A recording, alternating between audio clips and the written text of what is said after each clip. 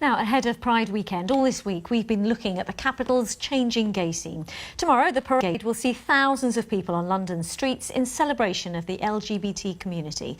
The event, which started out in the 70s as a protest for gay rights, is now celebrating its 45th anniversary.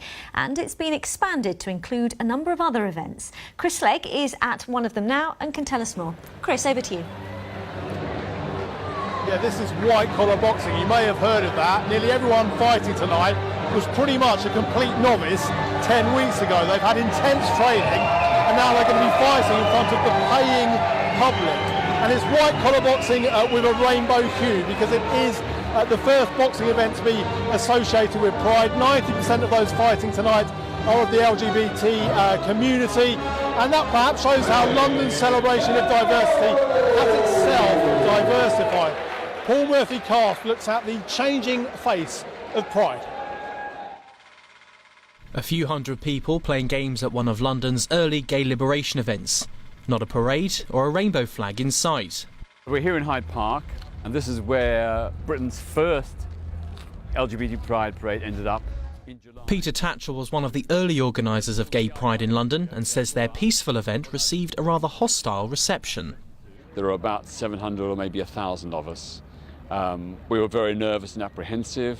The police were very aggressive, but we marched anyway, and we began with a rally in Trafalgar Square and then marched here where we held a gay day in the park. Well, in the early days, Pride events here weren't so well attended, certainly not by today's standards. But then in the 1980s, just as events were beginning to gather pace and more people started attending, a crisis of epic proportions hit London's gay community. AIDS devastated London's gay scene and sent it into lockdown, but it was a controversial government policy that brought people back.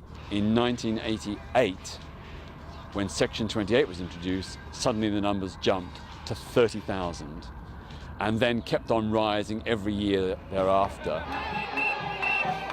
Through the 90s and noughties, Pride went from a largely politically motivated march into more of a celebration of equality. And despite financial struggles and a change in management, the event is now more popular than ever. But has that message of equality become lost in corporate sponsorship? It's really important that we have that cross-section of society represented at Pride, and corporations are part of that. They're important for us as it costs around £900,000 to put Pride on each year, and we need some money to be able to put that event on safely, and also the entertainment and everything that sits around that. Scrap the commercial sponsorship, scrap the floats, and have a march which is a celebration and a party, but also a claim for equal human rights. This year, 1 million people are expected to attend. Not bad for something that started out as a few hundred people having a sing-song. Paul Murphy-Cast, BBC London, BBC London.